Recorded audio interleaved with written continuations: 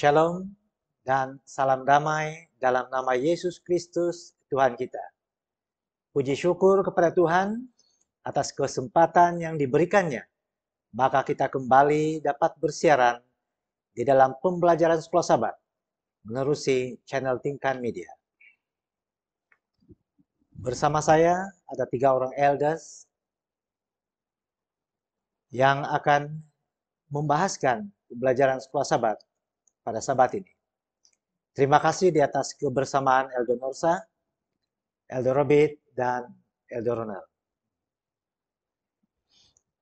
Memulakan perbincangan Sekolah Sabat atau pembahasan Sekolah Sabat pagi ini, saya mohon kesudian Elder Norsa untuk membacakan ayat hafalan, disusuli dengan doa pembuka oleh Elder Ronald. Silakan Elder. Saya bacakan Yesaya pasal yang ke-6 ayat yang pertama. Dalam tahun matinya Raja Uzia, aku melihat Tuhan duduk di atas takhta yang tinggi dan menjulang, dan ujung jubahnya memenuhi bait suci.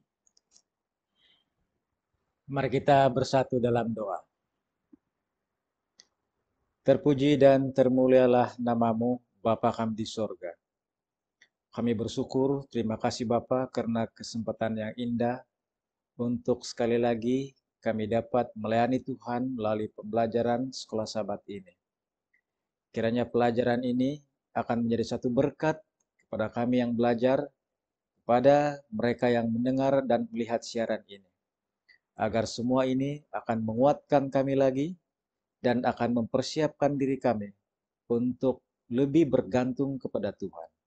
Kami mengundang Roh Kudus Tuhan untuk bersama-sama dengan kami, sehingga Tuhanlah yang berbicara di antara kami. Hanya nama Tuhan yang ditinggikan dan dimuliakan. Dalam nama Yesus, kami sudah berdoa dan mengucapkan syukur. Amin. Amin. Saudara dan saudari, kita sudah tiba ke pelajaran yang kedua di dalam suku tahun pertama, pelajaran Sekolah Sabat tahun 2021 yang berjudul Krisis Kepimpinan.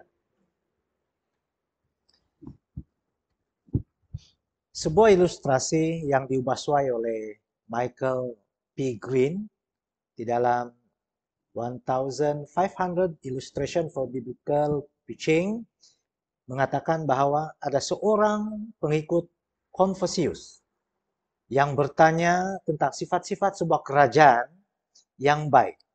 Lalu Confucius, seorang cendekiawan ini, menjawab.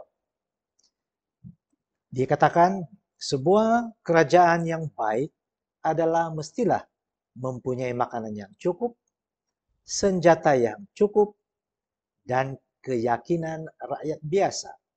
Seorang lagi pengikutnya bertanya lagi, jika terpaksa memilih satu lagi daripada 3 tadi, apakah pilihan yang terbaik? Lalu Confucius menjawab, senjata yang cukup. Kemudian mendesak lagi seorang daripada pengikutnya, dia katakan, jika terpaksa memilih satu lagi, dia kata. Lalu Confucius menjawab, makanan. Sebab makanan sejak dahulu sudah menjadi isu di mana kelaparan menjadi nasib bagi semua atau kepada rakyat. Tetapi dia kata, perhatikan poin ini. Tetapi tetapi rakyat yang tidak mempercayai lagi kepimpinan, maka itu sudah menjadi kekalahan bagi sebuah negara. Justru saudara dan saudari, bahwa kepimpinan dalam satu negara adalah satu keperluan yang sangat penting. Nampaknya orang-orang atau masyarakat atau rakyat sesungguhnya menginginkan kepimpinan yang kuat. Dan juga sebuah kepimpinan yang sangat dipercayai untuk membolehkan negara itu stabil atau kerajaan itu stabil. Nah, pada minggu ini kita akan melihat krisis kepimpinan di Yehuda dan kesudahan kerajaan ini yang menyedihkan. sebagaimana yang telah dicatatkan di dalam buku Yesaya. Di dalam pelajaran hari Ahad bertajuk Raja Sudah Mangkat Daulat Tuanku merupakan satu lagi pembelajaran kita yang menarik, di mana di dalam Yesaya 6 ayat 1 dan di dalam 2 Tawarik pasal 26 menceritakan tentang kematian Raja Uzia. Nah, ada perspektif yang dapat kita berikan di sini di antara Raja Uzia dan juga Yesaya, Nabi Yesaya. Nah, saya akan membacakan 3. Yang pertama, Raja Uzia atau Raja Uzia yang memerintah Yehuda selama bertahun-tahun, bahkan dikatakan di sini sangat lama ya, sebab dia ditabalkan dalam usia yang muda, yaitu 16 tahun. Sehinggalah dia mati di sekitar tahun 740 tahun Masehi. Sungguh lama ya. Jadi kerajaan ini telah menjadi makmur dan menjadi kuat. Malangnya di akhir daripada pemerintahan Uzia yang makmur dan kuat itu, dia menjadi sombong. Dan dikatakan di dalam 2 Tawarik pasal 26 ayat 6, ada suatu ketika Uzia sudah menjadi sombong, bahkan dia meninggikan diri. Dan saya boleh katakan dia sombong rohani. Mengapa demikian? Oleh sebab dia coba mengambil alih tugas imam untuk membakar ukupan di bait suci. Sedangkan tugas itu hanya boleh dilakukan oleh imam. Dan disitulah kita melihat bahwa kesucian Uzia, kemakmurannya itu, ataupun dia dilepaskan daripada kekudusan Tuhan. Sebab Tuhan telah menghukumnya dengan memberikan penyakit kusta. Secara orang bilang serta-merta. Maka penyakit itu diletakkan pada dahinya dan mengikut catatan Alkitab, sehinggalah Uzia ini mati. Sedangkan pada tahun yang sama Yesaya telah melihat Yesus atau Raja Surgawi di dalam bait suci. So sungguh berbeza pengalaman Uzia dan juga Yesaya ini. Nah, perkara yang kedua, terdapat perbezaan yang ketara antara Uzia dan Yesaya. Mengapa? Raja Uzia mencapai kesucian dengan keangkuhannya, dan ini adalah alasan yang salah, oleh karena dia menyombongkan diri. Dan sebaliknya Yesaya pula dia membiarkan kekudusan Tuhan mencapai atau menjangkau dia, oleh karena dia mengaku kelemahannya dengan penuh kerendahan hati dan merindukan kesucian moral, dan dia menerimanya sebagaimana dalam Yesaya 6 ayat 5 hingga 7. Dikatakan di sana, celakalah aku, kata Yesaya. Nah, bila mana kita melihat tulisan di dalam Perjanjian Baru, Lukas 18 ayat 14, kita melihat bahwa kata Yesus, barang siapa yang meninggikan diri akan direndahkan, dan barang siapa yang merendahkan diri akan ditinggikan. Nah, perkara yang ketiga yang ingin saya sampaikan dalam pelajaran Ahad ini adalah kematian Uzia di tahun 740 sebelum Masehi adalah menjadi titik permulaan krisis kepimpinan di dalam kalangan umat Tuhan. Nah, hal ini memberikan ruang kepada ancaman bahaya kepada musuh kerajaan Yehuda, di mana di dalam peralihan kuasa ini Raja Asyur telah, yang baru menaiki takhta ya, telah mengikral atau mengisytihar perang kepada kerajaan Yehuda. Dan di masa ini Tuhan telah memanggil Yesaya dan memberikan dorongan kepada Yesaya. Dan dia menyatakan kepada Nabi Yesaya bahwa sungguh pun ini berlaku, tetapi Tuhan masih mengawal keadaan. Nah, saudara dan saudari ahli panel yang saya kasihi, bahwa aplikasi daripada pelajaran ini adalah betapa pentingnya kita umat Tuhan tetap tinggal di dalam Yesus Kristus, bahkan tetap tinggal di dalam kasih karunia Yesus Kristus untuk melindungi kita daripada perangkap kesombongan rohani, sebagaimana yang dinyatakan dialami oleh Raja Uzia. Nah, seterusnya kita melihat pergolakan politik yang hebat berlaku selepas pengangkatan Raja Uzia. Silakan Elder Robert untuk memberi penjelasan di dalam pelajaran hari Senin yang bertajuk Suci, Suci, Suci. Silakan Elder. Terima kasih Elder Joseph. Jadi kalau kita lihat garis masa kepimpinan kerajaan Yahuda, kita dapati bahwa sewaktu Uzia menjadi raja kepada bangsa Yahuda, maka Yesaya dipanggil menjadi nabi. Dan selama masa itu sebenarnya sudah dinyatakan lebih awal di dalam pelajaran sekolah sahabat kita bahwa keadaan rakyat Yahuda ada persamaan dengan Sodom dan Gomora. Ya. Walau bagaimanapun, karena Raja Uzia di dalam masa pemerintahannya, dia takut kepada Tuhan, maka dia masih dapat mengawalnya. Sehingga kan pada suatu masa ketika kemakmurannya sebagai raja sudah diketahui oleh bangsa yang lain, timbul kesombongan di dalam dirinya. Sehingga di akhir daripada pemerintahannya, dia memberanikan diri untuk menjalankan tugas sebagai seorang imam yang bekerja di dalam Ka'bah. Dan ketika dia ditegur oleh para imam, perbuatanmu itu tidak membuatkan engkau terhormat, dia menjadi marah. Dan dia lakukan juga. Sehingga apa terjadi? Disitulah Tuhan memberikan hukuman penyakit kusta kepadanya. Sehingga seluruh badannya dicemari dengan penyakit kusta dan dia mati dengan penyakit kusta itu. Ketika Raja Uzia meninggal, disinilah letaknya krisis yang sangat besar kepada bangsa Yehuda.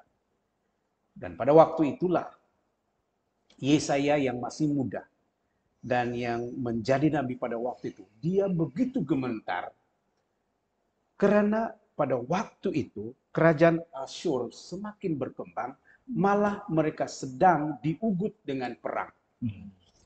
Tetapi pada waktu itulah Tuhan memberikan satu penglihatan kepada Nabi Yesaya. Dan penglihatan itu adalah penglihatan yang sungguh luar biasa yang kita lihat dan temui di dalam Yesaya pasal 6 ayat 1 hingga 4.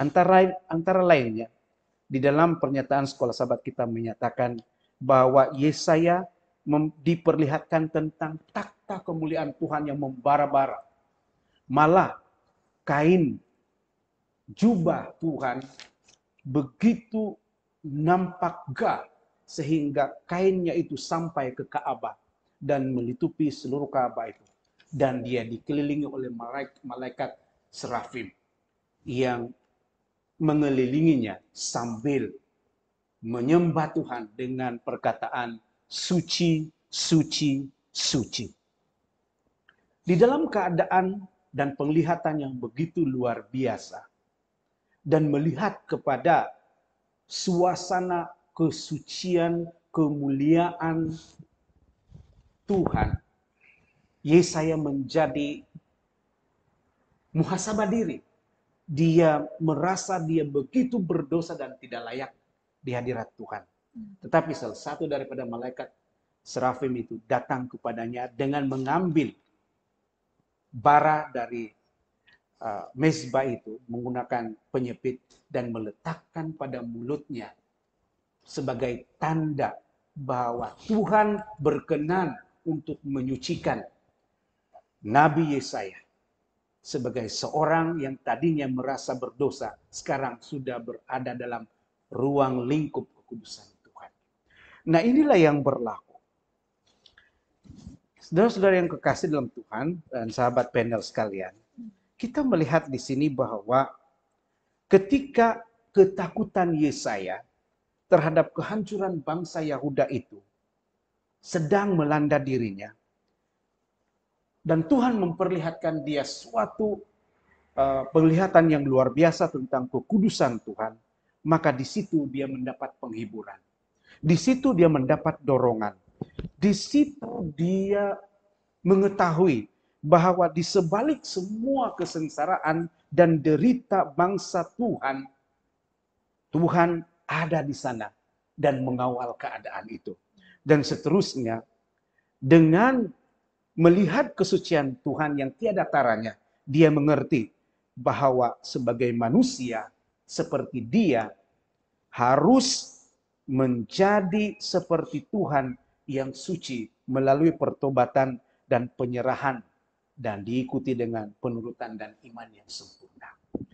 Jadi aplikasi dalam kehidupan kita ialah mungkin kita tidak melalui suatu penglihatan seperti Yesaya, tetapi kita boleh menghitung setiap berkat dan mukjizat yang kita alami dalam perjalanan kita dengan Tuhan. Dan itu adalah cara Tuhan sebenarnya untuk menopang kita di dalam menghadapi krisis kehidupan. Sama seperti yang dialami oleh Yesaya. Barangkali itu saja dulu. Kembalikan kepada moderator. Terima kasih di atas penjelasan, pelajaran yang cukup menarik di dalam pembelajaran kita. Kita akan teruskan pembelajaran ini kepada pelajaran hari yang ke-Selasa, personal baru. Di dalam pelajaran ini, sebelum membacanya, saya tertanya-tanya, siapakah personality baru yang dimaksudkan di dalam Yesaya 6, ayat yang kelima, dan sehinggalah ayat yang ke-7. Mungkin Elder Ronald boleh jelaskan ini. Silakan Elder. Terima kasih Elder Joseph. Seperti yang telah dinyatakan oleh Elder Robert tadi, seorang malaikat telah mengambil bara daripada pedupaan itu dan menyentuh mulut Yesaya dengan bara itu. Tadinya Yesaya apabila melihat kemuliaan Tuhan itu, merasa dirinya tidak layak, merasa dirinya berdosa. Tetapi setelah disentuh oleh malaikat dengan menggunakan bara, yang sebenarnya api itu Tuhan sendiri yang nyalakan, dan Tuhan sendiri yang menjaganya supaya tetap bernyala sepanjang upacara itu. Dan itu memberikan satu simbol penyucian dan pengudusan. Dan setelah berlaku itu, Yesaya telah menjadi personality baru. Dan Elder Joseph yang tadinya Elder tertanya-tanya siapa itu personality baru. Sudah terjawab Sudah ya? terjawab. Inilah sudah terjawab. Yesaya telah menjadi seorang yang merasa dirinya bersama dengan Tuhan dan kini dia membawa message untuk orang-orang Israel pada waktu itu. Dan kalau kita kembali sedikit pada apa yang telah kita perjelaskan, kita dapati bahwa Yesaya dan Uzia ini nampak sangat berbeda. Ya benar. Ya, bedanya ialah pada waktu kemakmuran Raja Uzia merasa dirinya begitu layak sehingga tugas keimaman itu dia mau mengambilnya. Seolah-olah dia merasa diri dia kudus. Tetapi Yesaya ialah tidak seperti itu. Tuhan sendiri yang datang kepadanya dan menguduskan dia, menyucikan dia, dan menerima tugas untuk menyampaikan message kepada bangsa Israel ataupun Yehuda pada waktu itu. Jadi kita dapati bahwa setelah berlaku pengudusan, penyucian, Yesaya menjadi orang yang baru, personality yang baru, yang begitu yakin sekali untuk menyampaikan pekabaran kepada orang Israel pada waktu itu. Dan kalau kita melihat seperti yang ada Robert katakan, seolah mereka pada waktu itu dibandingkan atau disamakan dengan orang-orang Sodom dan Gomora, yang moral mereka pada waktu itu sangat Saya pikir sangat merosot. Jadi itu jawabannya Elda. Personality baru itu ialah Nabi Yesaya. Nabi Ya. Yesaya. Terima kasih di atas penjelasan. Kita tidak perlu bertanya lagi siapa personality baru yang dikatakan Ya. dalam pelajaran itu. Sebab itulah Yesaya setelah disucikan, dikuduskan. Maksudnya Tuhan telah mengampuni dia sehingga dia dilayakkan. Betul. Mungkin ini juga yang akan berlaku. Bukan mungkin, tapi ini yang pasti berlaku bagi kita sekarang yang berdosa ini. Bila mana Tuhan Yesus mati di kayu salib, inilah yang menjadi pengharapan besar untuk melepaskan kita daripada kekuasaan dosa. Elda, Ya. kita dapati bahwa di dalam keberdosaan kita ini sebenarnya seolah-olah kita tidak punya harapan. Tetapi dengan apa yang Elda katakan tadi, kematian Yesus. Yesus itulah sebenarnya satu-satunya harapan. Dan Yesaya melihat itu sebenarnya. Dan kita belajar banyak nubuatan-nubuatan di sini sehingga tidak ada lain, Elda. Hanya melalui Yesus saja. Dan mungkin satu lagi nilai tambah di sini adalah Tuhan yang melayakkan kita. Kita tidak boleh menganggap diri kita layak. Ya, Elda, betul. Sebab bila ini berlaku,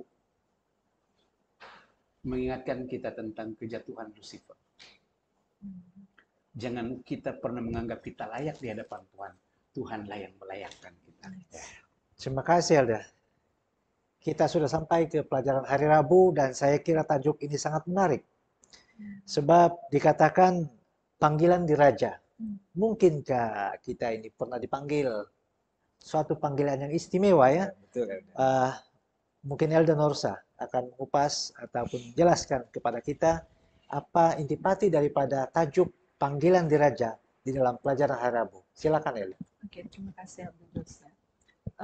Kesinambungan daripada apa yang telah dibahaskan oleh Abdul Ronald sebentar tadi. Bara yang disapukan oleh serafim itu ke mulut Yesaya memberi keupayaan kepada Yesaya untuk menjadi dupa. Bara bila letak pada sesuatu itu akan menyala.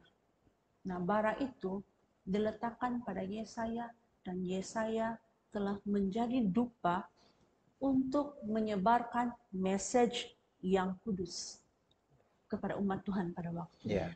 Nah, dan hal ini menjadi titik sebab kepada respon Yesaya apabila dia menerima panggilan diraja untuk menjalankan tugas kerajaan Allah. Dalam Yesaya pasal 6 ayat 8. Lalu aku mendengar suara Tuhan berkata, siapakah yang akan kuutus? Dan siapakah yang mau pergi untuk aku? Maka sahutku, ini aku, utuslah aku. Sesuailah dengan namanya, yes, saya. Benar ya? Kan? Yes, saya. Oke. Nah, ini aku, utuslah aku, kata Nabi Yesaya. Sudah pasti Yesaya telah dipanggil sebelum peristiwa dalam Yesaya pasal 6 ini. Kan dalam Yeremia dia bilang, sebelum waktu kamu dalam kandungan ibu kamu, saya sudah memilih kamu. Sudah pasti Yesaya Tuhan sudah panggil sebelum itu. Tetapi Alkitab, melalui catatan dalam Alkitab, kita lihat Musa, kita pernah Elia, kan? Menunjukkan bahwa pertemuan dengan Tuhan, Yesaya melihat Tuhan di atas taktanya. Pertemuan dengan Tuhan itu menjadi satu momen yang akan memberi dorongan, memberi suntikan, kepada seseorang nabi untuk melakukan lebih banyak lagi, lebih giat lagi dalam pelayanan. Dia sudah memulai pelayanan, mengalami momen tersebut, dan dia lebih giat. Nah, Hal ini seperti yang berlaku kepada Yesaya setelah bertemu dengan Tuhan dalam Ka'bah. Yesaya mendapat dorongan yang kuat untuk menjadi juru bicara nubuatan Tuhan. Nah, kita lihat di sini, Tuhan memberikan dorongan kepada Yesaya melalui pertemuannya di dalam Ka'bah. Oke. Mungkinkah pada waktu kita sekarang ini, kita juga akan mendapat dorongan dari Tuhan apabila kita berada di dalam rumah Tuhan? Mari kita lihat dalam Mazmur 73 ayat 16 dan 17. Saya baca di sini. Silakan itu. Ya, dikata begini. Tetapi ketika aku bermaksud untuk mengetahuinya, hal itu menjadi kesulitan di mataku. Sampai aku masuk dalam tempat kudus dan memperhatikan kesudahan mereka. Kalau dalam bahasa Inggris, dia jauh lebih jelas. Dia kata, waktu saya bingung-bingung pikir tentang ini, tapi bila saya pergi ke rumah Tuhan, maka semua itu menjadi jelas bagi saya. Itu catatan dalam Mazmur. Nah, bait suci Tuhan, pada waktu ini gereja, mempunyai kuasa yang luar biasa. Hanya karena hadirat Tuhan ada di sana.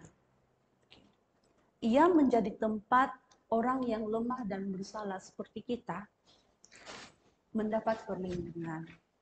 Nah, mungkin manusia yang berdosa seperti kita merasa tidak berdaya.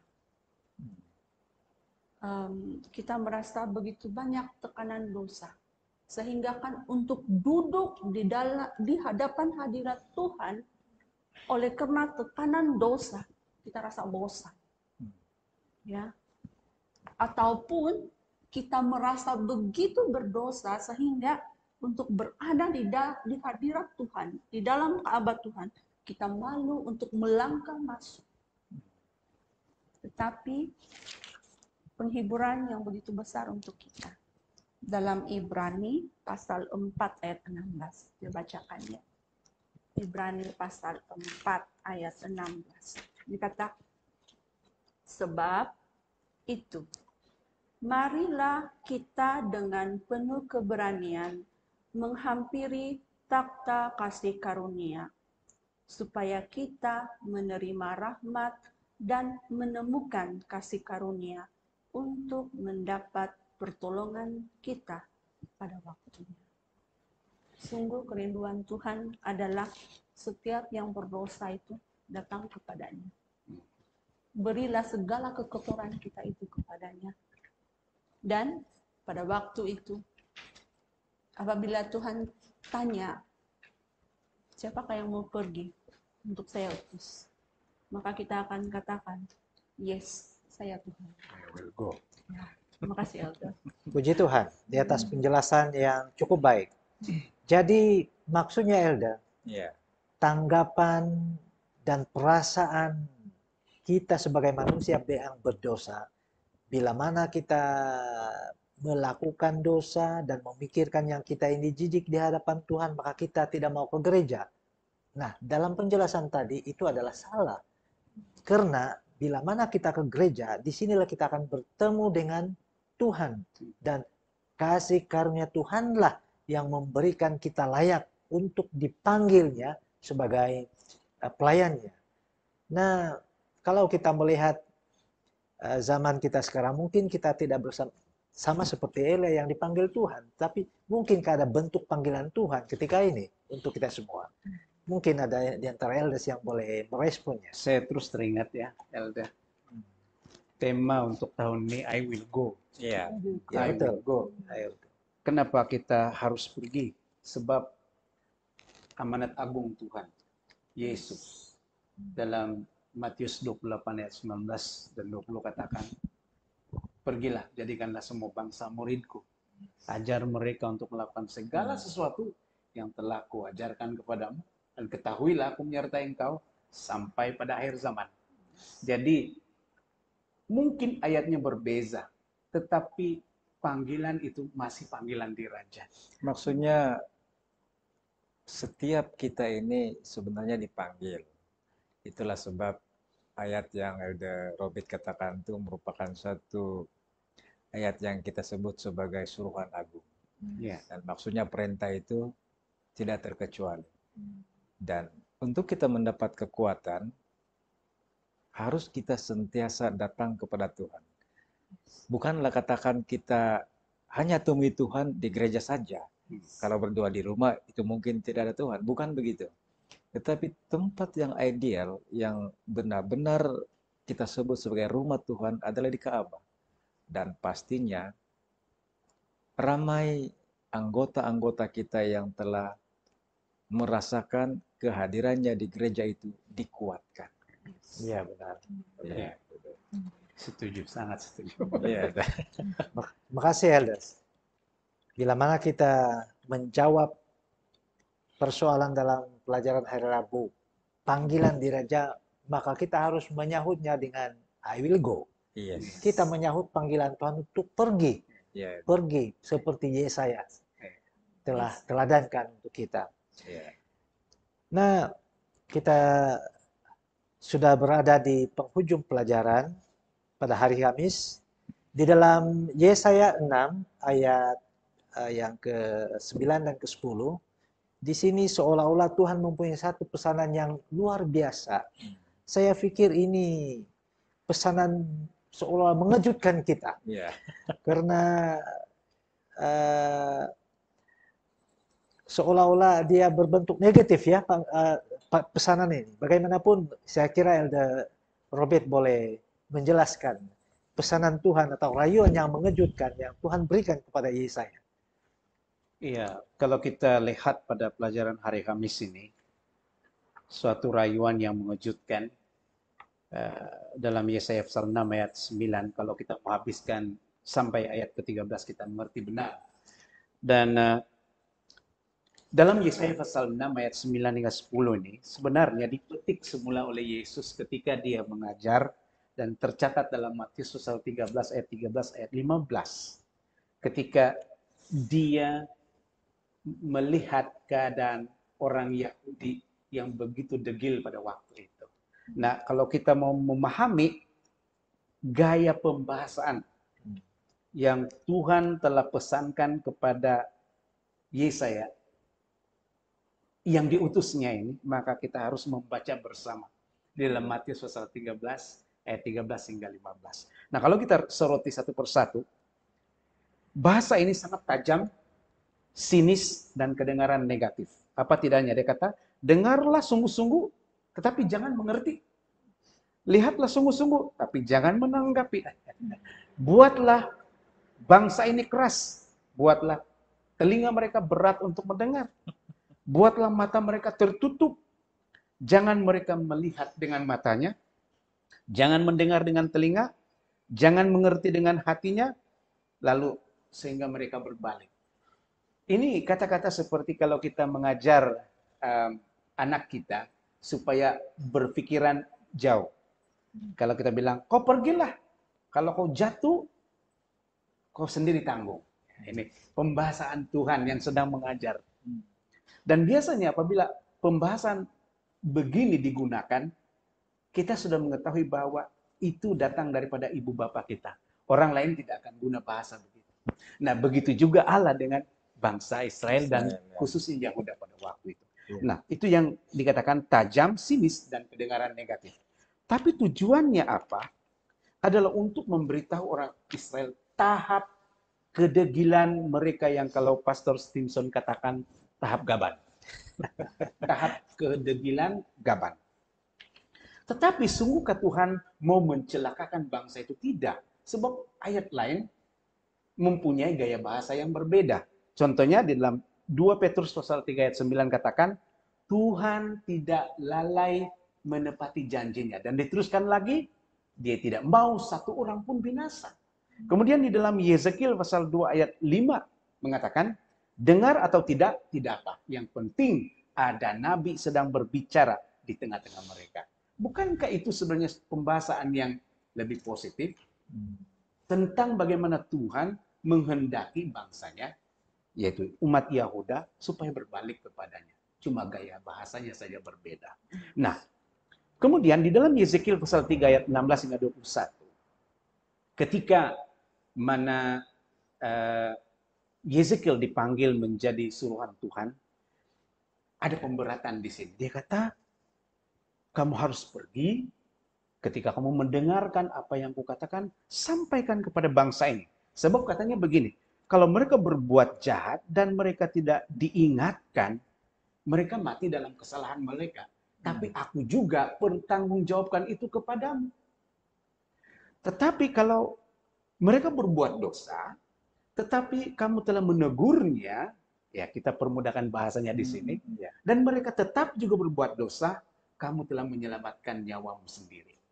Begitu juga kalau ada orang orang benar, tetapi cenderung membuat dosa dan engkau menegurnya sehingga dia bertobat, maka dia selamat dan nyawamu juga selamat. Jadi apa maksudnya di sini? Keberadaan Yesaya di tengah-tengah bangsa itu yang berada dalam krisis menunjukkan bahwa tujuan misinya adalah untuk memberikan kesadaran kepada bangsa itu sebenarnya. Walaupun mereka akhirnya jatuh ke tangan bangsa Babylon karena ketegaran tempur yang mereka hadapi. Nah, banyak kali Tuhan menggunakan terma yang sedikit tegas untuk hanya menekankan kedegilan hati manusia. Tuhan menyatakan pilihan dengan cara demikian, tetapi manusia tetap cenderung untuk memilih yang jahat. Nah, kuasa memilih tetap ada di tangan manusia, walaupun Tuhan sudah memberikan amaran di dalam caranya berbicara kepada manusia. Jadi, mungkin aplikasinya dalam kehidupan kita harus muhasabah diri. Berapa kali Roh Kudus menegur kita di dalam hati dan pikiran kita melalui firman Tuhan, dan masih kita meneruskan rencana kita yang tidak bersesuaian dengan kehendak Tuhan. Nah, itu satu yang agak sinis untuk kita jawab secara pribadi dengan Tuhan. Saya sedikit mau tambah. Kalau kita lihat kitab Yesaya secara keseluruhan, sebenarnya Alkitab ini bukanlah menyatakan panggilan semula kepada orang-orang Yahudi waktu itu. Tetapi melalui Yesaya, oleh karena kedegilan orang-orang Israel, dia menyatakan tentang penghukuman kepada orang Israel. Yang seperti Elda katakan itu, akhirnya. Begitu. Jadi, kata-kata Tuhan yang Elda Joseph kata seolah-olah negatif dan sebagainya, sebenarnya memberitahukan kepada orang Israel, begitulah keadaan kamu itu. Kalau kita menggunakan bahasa yang mudah. Itulah keadaan kamu yang sebenarnya itu. Dan kalau kita bandingkan dengan apa yang Tuhan pernah lakukan kepada Fir'aun, seolah-olah kita nampak macam rencana Tuhan untuk mengeraskan hati Fir'aun. Tapi kalau kita melihatnya, bukan seperti itu. Mulanya memang Tuhan memberi panggilan atau menyadarkan kepada Fir'aun untuk apabila melihat tanda-tanda itu, dia mau percaya kepada Tuhan. Tetapi dalam pelajaran sekolah sahabat kita dikatakan, berapa kali Fir'aun mengeraskan hatinya? 9 kali. 9 kali Fir'aun. Tetapi bahasanya, kalau kita tengok macam yang Elder Robi katakan, seolah-olah Tuhanlah yang menyebabkan hati Fir'aun itu keras. Tapi sebenarnya tidak. Tuhan menyatakan, itulah sifatmu Fir'aun sebenarnya. Dan kepada bangsa Israel pada waktu itu, sebenarnya sedemikianlah keadaan kamu. Itu sedikit tambahan. Oke, terima kasih. Maksudnya memilih untuk mengeraskan hati. Iya, Elda. Ini sangat bahaya. Semoga ini tidak berlaku di dalam kalangan kita pada ketika ini ya. Terlebih kepada panggilan kita ya. Terlebih. Jadi kita sudah berada di akhir atau penghujung pelajaran ini. Saya terus persilakan Elder Nur untuk membuat sedikit penggulungan. Setelah itu saya persilakan Elder Nursa untuk doa penutup. Ya. Terima kasih Elder Joseph. Saudaraku yang kasih dalam Tuhan, kita dapati dalam pembelajaran kita kali ini sangat indah sekali bagaimana Tuhan yang pertama menyadarkan kita betapapun makmurnya pemerintahan kita, betapapun makmurnya keadaan kita, Elda, kita jangan menjadi sombong.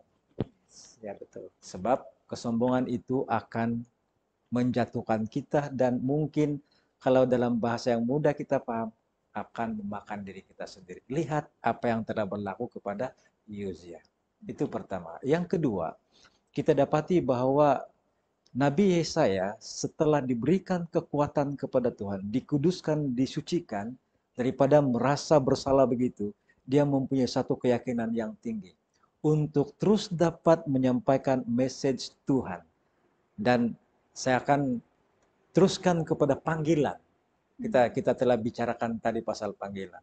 Jadi setelah kita merasai kehadiran Tuhan bersama dengan kita dikuatkan dengan kekudusan Tuhan, ayo, jangan pernah kita menolak panggilan Tuhan.